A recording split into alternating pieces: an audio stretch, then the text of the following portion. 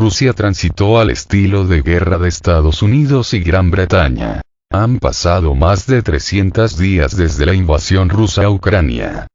El 21 de diciembre, al recibir al presidente ucranio, Volodymyr Zelensky, en la Casa Blanca y considerar su petición de $50.000 millones más en ayuda, el presidente estadounidense Joe Biden manifestó su intención de continuar enviando armamento a ese país hasta que Rusia sea derrotada en el campo de batalla. En esta entrevista, Noam Chomsky señala que quienes se empeñan en ver desaparecer del mapa a Rusia como potencia importante parecen decididos a asegurar que la guerra continúe, sean cuales fueren las consecuencias para rusos y ucranios. Uno se pregunta si la Guerra Fría terminó alguna vez. Noam, con cada mes que pasa, el conflicto en Ucrania aparece más sombrío. Estados Unidos y Europa están ahora profundamente involucrados en la guerra, y Biden ya ha comprometido su apoyo a Ucrania por todo el tiempo necesario para derrotar a Rusia en el campo de batalla. Zelensky ha hecho nuevas demandas de paz, pero han sido rechazadas por Moscú con el argumento de que Kiev debe tomar en cuenta la realidad actual. ¿Existen analogías históricas útiles para ver en qué podría parar esto? Hay demasiadas analogías. Afganistán, Yemen, Libia, Gaza, Congo Occidental, Somalia, y esto solo en cuanto a los horrores actuales en los que Estados Unidos y sus aliados tienen un papel primordial o al menos sustancial en perpetrarlos y sostenerlos. Sin embargo, esos ejemplos no se citan cuando se habla de Ucrania en los círculos de gente bien educada, afectados por la falacia de que nosotros no somos ellos. Por lo tanto, son intentos que salieron mal. No somos reencarnaciones de Hitler. Como esta es una verdad a priori, no está sujeta a mayor discusión que 2 = 4. Estas analogías ofrecen algunas tristes indicaciones de cómo podría terminar esta guerra. Que no termine hasta que la devastación sea tan extrema que ya no queramos pensar en ella. Por desgracia, eso parece más que probable conforme pasan los días.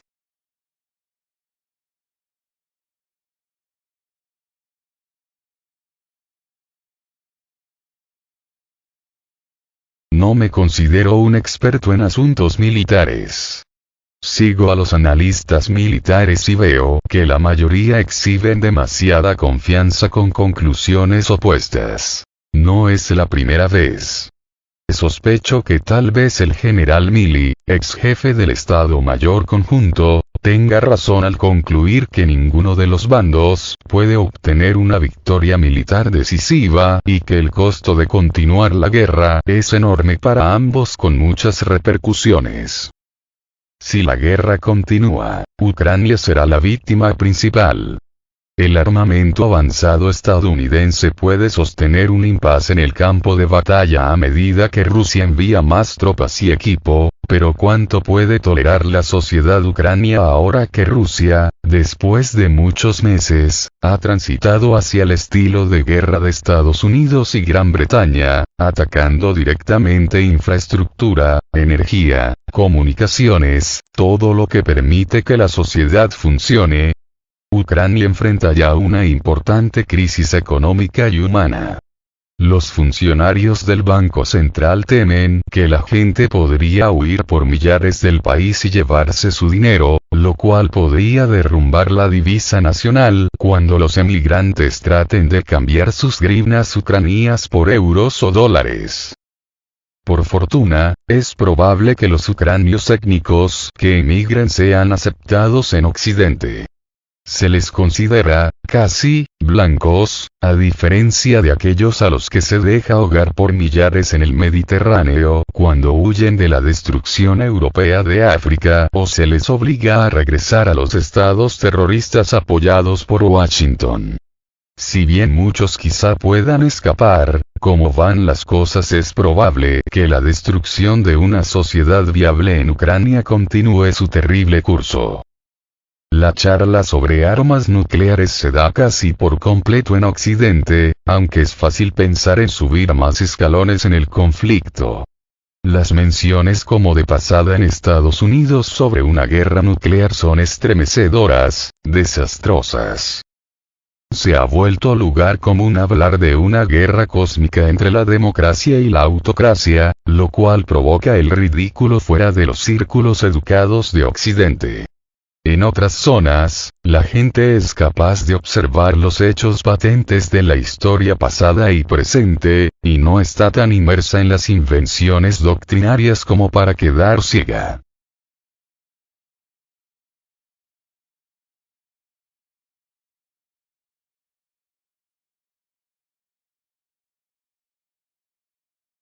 El canciller alemán Scholz ha descrito la guerra en Ucrania como un intento estratégico de Vladimir Putin por recrear el imperio ruso y afirmó que las relaciones con Moscú se restablecerán cuando el conflicto termine y Rusia haya sido derrotada. ¿Hay evidencia de que Putin esté interesado en revivir el imperio? ¿Y qué ocurre si Rusia no es derrotada en el campo de batalla? De hecho, ¿será que el conflicto de Estados Unidos y la OTAN con Rusia muestra que la Guerra Fría nunca terminó? Scholz de seguro sabe más de lo que dice. Piense uno lo que sea sobre las miras de Rusia en la guerra, fueron explícitas y mucho más estrechas, y ni modo que Scholz, que está bien informado, no lo sepa bien. La industria de las artes adivinatorias se ha agarrado de algunos comentarios ocasionales de Putin, por lo regular tomados fuera de contexto, para conjurar imágenes aterradoras de Rusia en campaña. Eso requiere una impresionante subordinación al pensamiento doble, como ya dijimos. La Guerra Fría terminó brevemente cuando la Unión Soviética colapsó. Las negociaciones de Gorbachov con Bush padre, apoyadas por Alemania, proporcionaron una base para escapar de su legado. Las esperanzas no sobrevivieron mucho tiempo. No deberíamos pasar por alto que el fin de la Guerra Fría también disipó por breve tiempo las nubes ideológicas.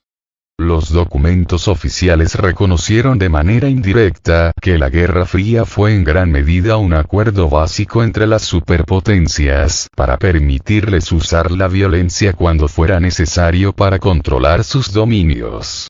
Para Rusia, Europa Oriental. Para Estados Unidos, gran parte del planeta. Por tanto, el gobierno de Bush padre reconoció oficialmente que tenemos que mantener fuerzas de intervención apuntadas hacia Medio Oriente, donde los problemas graves no podían dejarse en la puerta del Kremlin, en contra de décadas de prevaricación. Más bien, eran la amenaza de costumbre. El nacionalismo independiente. Eso no cambió, aparte de la necesidad de diseñar nuevos pretextos, porque las amenazantes hordas rusas se habían desvanecido. La intervención humanitaria y otros inventos, elogiados en casa y denunciados amargamente por el sur global, las víctimas tradicionales. Todo esto lo hemos revisado en detalle en otras partes.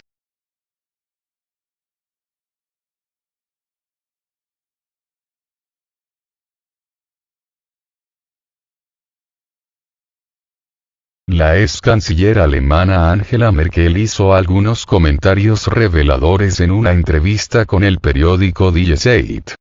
Señaló que los acuerdos de 2014 en Minsk intentaban dar tiempo a Ucrania para fortalecerse, con lo cual admitió que Kiev no iba a implementar el acuerdo de paz y que el plan era armar a Ucrania para un conflicto en gran escala con Rusia. Es un caso de fraude diplomático. De ser así, sería un fundamento legítimo para establecer un tribunal internacional. No sabemos qué tenía Merkel en mente. Sabemos que ni en el registro histórico ni en el diplomático hay bases para sus afirmaciones. Me inclino a coincidir con el astuto comentarista que publica bajo el nombre Luna de Alabama, quien afirma que Merkel está sometida a críticas muy severas no solo en Estados Unidos, sino en su propio partido conservador.